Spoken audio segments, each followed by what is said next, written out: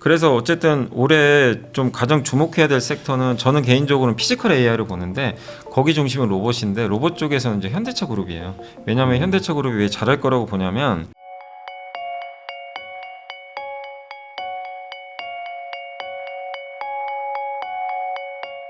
염승환 이사님하고 이야기 나누고 있는데요. 올해 어쨌든 반도체가 주력이라고 얘기는 하셨고, 그다음에 이제 로봇도 아까 좀 잠깐 얘기를 해주셨거든요. 우선 올해 주목해야 될 섹터 뭐 몇 가지 꼽아주신다면 뭐가 좋을까요? 이제 올해 좋아질 게 뭐냐면 이제 숫자가 좋아지는 것도 있고요. 그다음에 이제 기대감이 좋아지는 것도 있잖아요. 근데 로봇은 숫자는 아니죠. 아직까지 뭐 돈 버는 그렇죠. 사업은 아니니까 마치 그 로봇 회사들을 보면 배터리가 기억나요. 몇 년 전에 그때 이제 전기차 처음 2020년에 네. 테슬라가 이제 본격적으로 전기차가 잘 팔리면서 그때 이제 테슬라에 공급하거나 그런 배터리 기업들의 주가가 실제 당시엔 숫자가 별로 안 좋았거든요.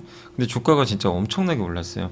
근데 그때 많이 올랐던 배경 중에 하나가 이제 대규모 수주도 받기 시작을 하고 그러면서 실제 올랐는데 어쨌든 로봇도 뭐 실적을 보실 필요는 없어요. 아직은 뭐 실적이 나오긴 어려운데 뭐 수주가 나온다거나 아니면 좀 현대차가 이제 본격적으로 로봇 사업을 시작을 하고 양산을 본격적으로 할 가능성이 높고 그다음에 그 테슬라의 옵티머스 로봇도 네. 마찬가지로 올해부터 양산 들어간다고 하더라고요. 실제로 피지컬 AI가 그냥 이제 우리가 영상으로만 보고 아직은 이제 좀 검증은 안 됐는데 올해는 이제 진짜로 이제 현실로 오는 거죠. 실제로 로봇을 만들 거고 그런 것들이 공장에도 일부 투입이 될 거고. 그 현대차도 그 미국에 있는 전기차 전용 공장이 있거든요. 거기에 그 아틀라스라는 로봇을 실제로 이제 양산을 해서 올해 공급을 할 거라고 하더라고요.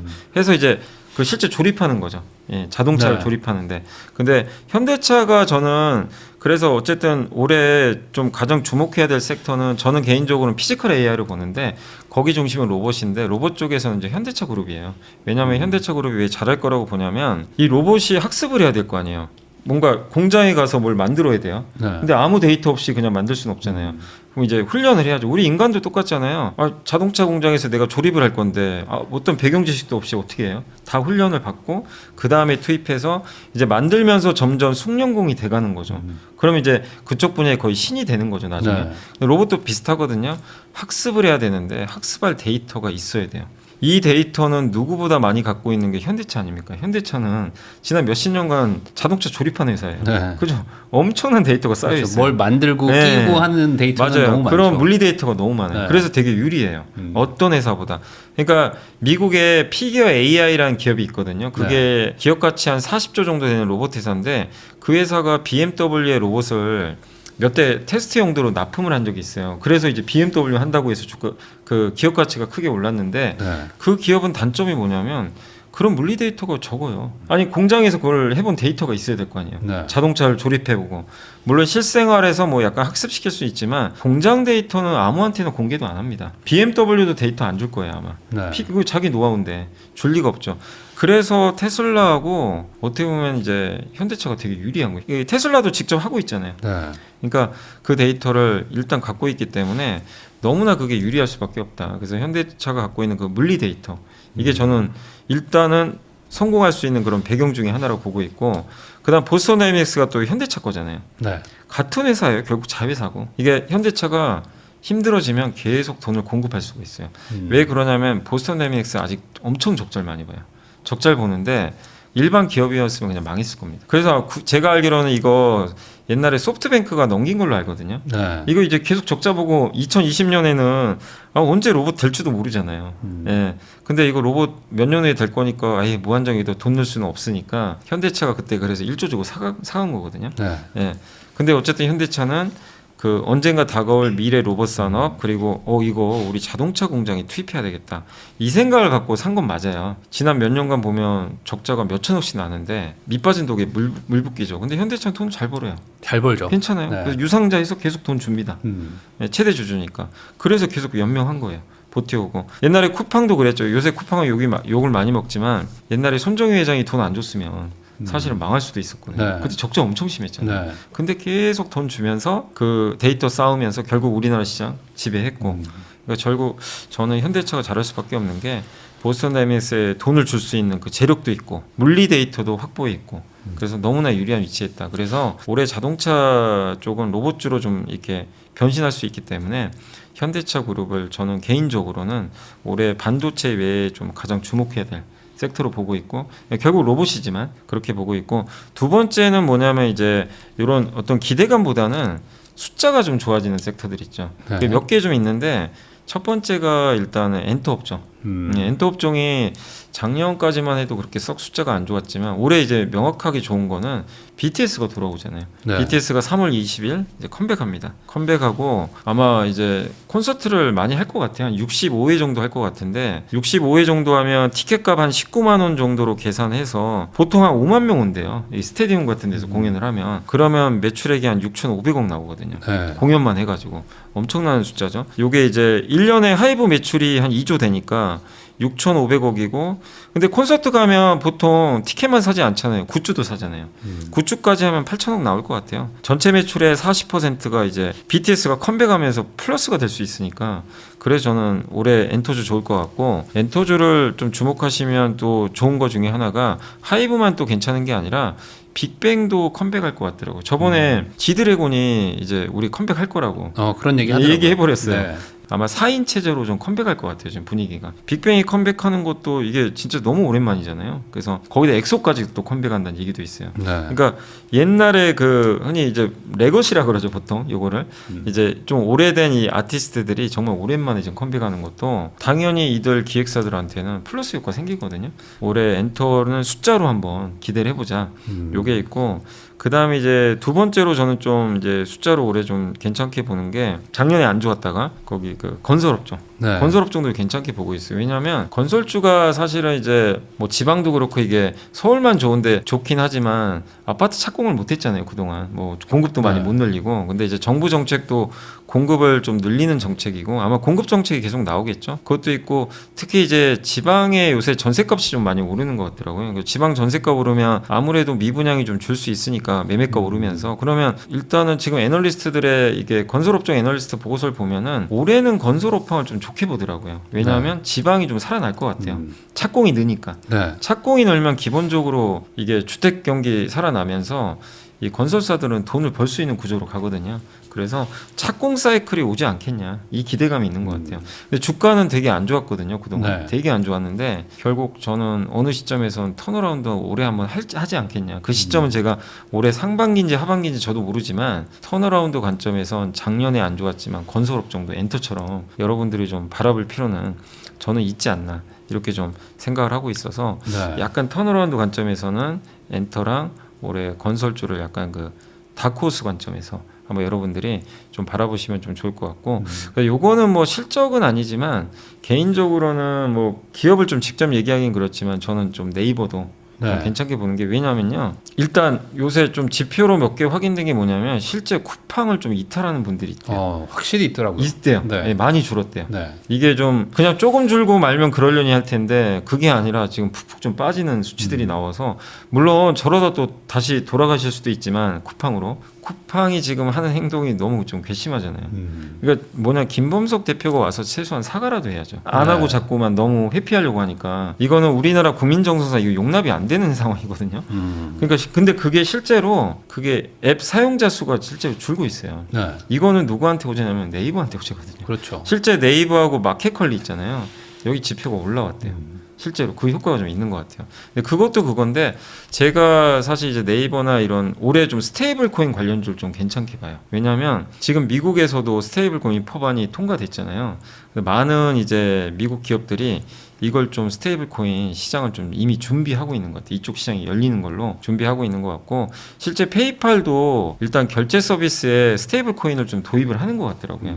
그래서 스테이블 코인이 이게 근데 이제 그런 질문들 많이 하시잖아요. 스테이블 코인 굳이 뭐로 써야 되냐? 우리나라 뭐 이렇게 카드 결제도 잘 되고 이렇게 돼 있는데 이걸 굳이 뭐하러 써야 되냐? 뭐 이런 말씀들도 하시지만 스테이블 코인의 가장 좋은 점은 되게 이게 거래가 간편해요. 중간에 누가 끼는 게 없거든요. 그렇죠. 서로 그냥 1대1로 거래하니까 오늘 내가 그냥 전 세계 어디든 그냥 아무데나 송금할 수도 있고 그게 실시간으로 송금되고 비용도 거의 없고 그게 좋고 특히 가맹점 이렇게 운영하시는 분들 입장에서 이제 소규모 이렇게 장사하시는 분들 입장에서는 내가 지금 카드 결제를 해서 이게 돈을 지금 못 받잖아요. 며칠 후에 받죠 보통. 네. 이렇게 카드 결제가 며칠 후에 현금으로 들어오니까. 근데 스테이블 코인은 그날 바로 현금화가 가능하다고 하더라고요. 이 돈의 유통 속도를 되게 빨리 할 수가 있고, 그 다음에 이제 이 부동산 워낙 잘 아시지만 저는 개인적으로 그 시장도 좀 열릴 거라고 보는 게, 부동산의 단점이 주식보다 그게 하나 있잖아요. 유동화가 좀 너무 느리잖아요. 그렇죠. 근데 이거를 이제 스테이블 코인 기반으로 해가지고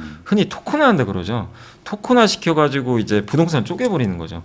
쪼개가지고 그걸 뭐 지분 투자를 할 수도 지분 있고. 투자할 수 있고, 그런 게 물론 이제 일부 하는 것도 있겠지만 미국에서 올해 블랙락이 그걸 준비하는 것 같아요. 되게 시장 커지는 걸 보고, 그게 미국의 법이 클래리티라는 법안이 네. 있거든요. 그게 통과되면 그게 이제 시행이 돼요. 그래서 블랙락은 벌써 지금 준비하고 있어요. 통과될 걸로 보고. 미국의 뭐 예를 드는 게 엠파이어 스테이트 빌딩은 쪼개버리는 거죠. 쪼개가지고 내가 전 세계에서 다 예, 투자를 할 수 있고. 투자하는데 그럼 빨리 유동화가 돼버리잖아요. 네. 유동화돼서 갖고 있는 분들 입장에서도 유동화돼서 좋고, 살려는 분들도 이거 유동화돼서 빨리 거래를 할 수가 있어 좋고. 근데 그 거래를 스테이블 코인으로 하는 거죠. 기반은 스테이블 코인 기반이에요. 네. 예, 달러 기반이 아니고. 그렇기 때문에 이 스테이블 코인 시장도 저는 좀 계속 좀 관심을 가져야 된다. 네이버랑 두나무가 괜히 저렇게 합병하려는 게 아니거든요. 네. 그 거대한 기업들이 서로 약간, 네이버도 굳이 네이버 파이낸셜까지 줘가면서 두나무를 합병하려는 이유는 이 시장을 선점해야 되거든요. 두나무가 있어야 되는 거죠. 네. 그래서 진짜 큰 사이클이, 요즘에 뉴스 제가 보면은 지금 아직은 이쪽에 사람들이 관심은 없어요. 네. 지금은 근데, 없죠. 네, 지금은 없는데 올해 그게 한번 이슈가 나올 것 같아서 저는 좀 준비해야 된다. 이렇게 이게 보고 있어요. 결국에는 참 선택의 문제인데 네. 지금 가고 있는 게 뻔히 보이잖아요. 저기. 맞아요. 근데 옆에서 지금 막 안 빌빌빌 가는 게. 하고 있어요. 근데 여기도 조합해. 이러면은 뭐 어떻게 해야 되냐. 아, 그러니까 저는 그거예요. 빌빌 되는 게 많은데, 네. 빌빌 되는데 앞으로도 빌빌 될 거면 관심을 가지면 안 되는데, 분명히 빌빌 되는데 얘는 아까 한번 좋아질 것이다. 이게 좋아지는 모멘텀들을 제가 설명드렸잖아요. 네. 그러면 일정 부분 담을 필요도 있다. 왜냐하면 올해 작년 삼성전자 이맘때 빌빌 됐어요. 맞아요. 네. 근데 그거를 삼성전자 빌빌 됐을 때, 아 그래도 AI 시대가 열리면 반도체 쓸 거고 한번 오겠지. 예. 네. 이제 그런 걸 미리미리 좀 예측하셔서 어느 정도 준비하셨던 분들은 그 열매를 진짜 너무나 지금 기분 좋으실 거 아니에요. 제일 싸게 네. 샀을 때니까. 그렇죠. 그죠. 남들이 관심 없을 때 사니까. 물론 위험하긴 하죠. 내가 생각한 거랑 반대로 갈 수도 있으니까. 근데 주식 투자라는 게 원래 위험한 거잖아요. 네. 약간의 리스크는 짊어져야 돼요. 확인하고 사면 비싸게 살 수밖에 없고. 그렇기 때문에 저도 작년에 삼성전자 생각하신다면, 제가 말씀드린 지금 좀 못 가는 것 중에서라도, 아까 현대차도 이제 좀 달리기 시작하지만 현대차도 한참 못 갔거든요, 사실은. 네. 현대차부터 아까 뭐 네이버도 있고 또 건설, 또 엔터도 있고 찾아보면 또 많이 있어요. 뭐 이것만 있는 건 아니고 여러 뭐 업종들이 좀 있겠죠. 그래서 그런 것들을 여러분들이 안 간다고 해서 실망하기보다는, 안 가는데 좋아질 게 있다면 미리 한번 공부하셔가지고, 일부 뭐 많이 사라는 건 아니고요. 일부 이제 좀 선점해보는 사오는 것도 저는 괜찮다.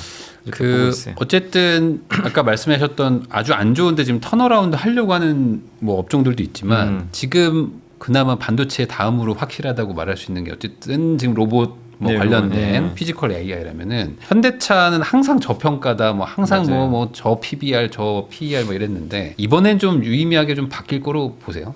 저는 이번에 PER이 올라갈 것 같아요. 그러니까 돈은 잘 버는데 주가는 너무 이제 낮았잖아요. 돈은 잘 버는데 PER이 못 올라가니까, 네. 왜냐면 성장을 못 한다고 보는 거죠, 사람들이. 뭐 현대차가 성장하나? 맨날 돈은 똑같이 버는 것 같은데 관세 충격이 있어서 네. 재미도 없어 보이고. 그리고 테슬라 저렇게 자율주행 잘하는데 현대차, 저는 이제 유튜브 볼 때 한 번씩 그 자동차 유튜버 분들 많이 있잖아요. 네. 그분들 유튜버 이제 한 번씩 보는데, 그때마다 현대차나 이제 테슬라 얘기 나오면 댓글을 봐요. 그러면 꼭 들어가는 그 댓글들이 몇 개 있어요. 현대차 망할 것 같아. 네. 그런 댓글을 몇 개 봤어요. 근데 1년에 15조 버는 회사가 어떻게 망한다고 생각을 하지? 저는 좀 이해가 안 되는데, 그 사람들의 인식은 그거죠. 테슬라가 잘하는 그 자율주행 이런 것들 보면 현대차는 지금 차이가 심하잖아요. 미래의 자율주행차 시대 오면 현대차는 미래가 안 보인다, 이렇게 네. 좀 생각을 하는 것 같아요.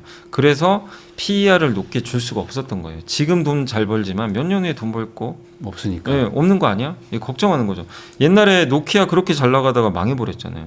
약간 그렇게 생각들을 하시는 것 같아요. 네. 그래서 현대차가 좀 굉장히 할인을 많이 받았는데, 근데 올해는 아니라는 거죠. 올해는 로봇에서 성과를 지금 보여주고 있고, 제가 현대차를 좀 괜찮게 보는 또 이유 중에 하나는, 이게 옛날에 그거랑 좀 거의 비슷한 것 같아요. 삼성전자가 그 노키아 다음에 옛날에 그 핸드폰 그 피처폰 시절에 세계 2등이었잖아요. 네. 애플 아이폰 나오고 그때 삼성이 옴니아폰 만들었다가 그냥 사실 망했죠. 망했는데 그 다음에 빨리 따라하기 해가지고 갤럭시 네. S2인가요? 아마 제가 S2인가 아마 그걸로 기억나는데 S2. 그때부터 맞습니다. 히트 쳤는데 네. 그때 너무 잘했던 게 구글 손잡았잖아요. 안드로이드 딱 탑재시켜가지고 원래 삼성이 혹시 기억나실지 모르겠지만 삼성이 만든 자체 OS가 바다라는 게 있었어요. 네. 그거 망했죠 사실은.